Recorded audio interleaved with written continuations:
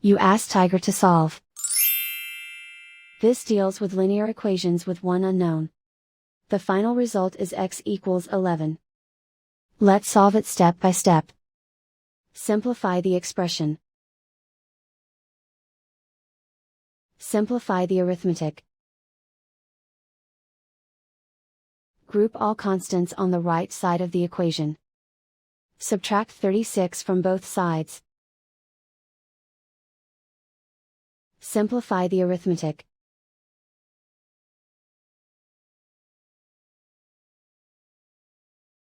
Isolate the x. Divide both sides by 0.8. Simplify the arithmetic.